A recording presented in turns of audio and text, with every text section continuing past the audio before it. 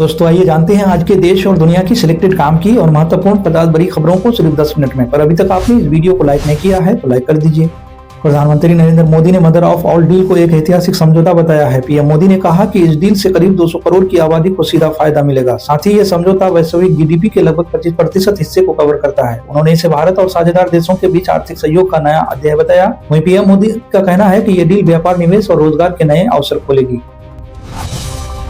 Supreme court ने उज्जैन स्थित महाकाल मंदिर में भेदभाव का आरोप लगाने वाली याचिका को खारिज कर दिया है। याचिका में वीआईपी दर्शन पर रोक लगाने और सभी श्रद्धालुओं को समान अवसर देने की मांग की गई थी। अदालत ने कहा कि मंदिर प्रशासन द्वारा तय व्यवस्था में न्यायिक हस्तक्षेप की आवश्यकता नहीं है। कोर्ट के अनुसार दर्शन व्यवस्था आस्था और प्रशासनिक संतुलन से जुड़ा विषय है। इस फैसले के बाद वीआईपी दर्शन व्यवस्था जारी रहेगी। प्रधानमंत्री नरेंद्र मोदी, मुख्यमंत्री योगी आदित्यनाथ और अन्य दिग्गजों के साथ बॉर्डर 2 फिल्म देखने की वायरल तस्वीर फर्जी पाई गई है। विश्वास न्यूज की जांच में सामने आया कि यह तस्वीर वास्तविक नहीं है। जांच में स्पष्ट हुआ कि इसे आर्टिफिशियल इंटेलिजेंस AI तकनीक की मदद से तैयार किया गया था। तस्वीर को सोशल मीडिया पर भ्रामक दावे के साथ शेयर किया जा रहा था। लोगों को ऐसी तस्वीरों से भारत सरकार ने सतर्क रहने की सलाह भी दी है।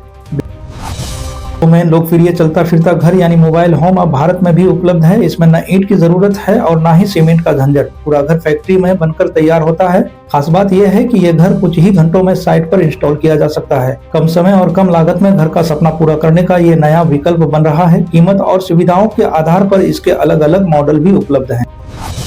एक बार फिर तनाव तेज हो गया है। अमेरिकी एयरक्राफ्ट कैरियर और युद्धपोतों के क्षेत्र में पहुंचने से हालात और गंभीर हो गए हैं। अमेरिकी नेवी का Abraham Lincoln carrier strike group central command के इलाके में तैनात कर दिया गया है। इन्हें इंडो पैसिफिक ऑपरेशन से हटाकर मिडिल ईस्ट भेजा गया है। ईरान के साथ बढ़ते तनाव के बीच कयास लगाए जा रहे हैं कि राष्ट्रपति डोनाल्ड ट्रंप हवाई हमलों का आदेश भी दे सकते हैं।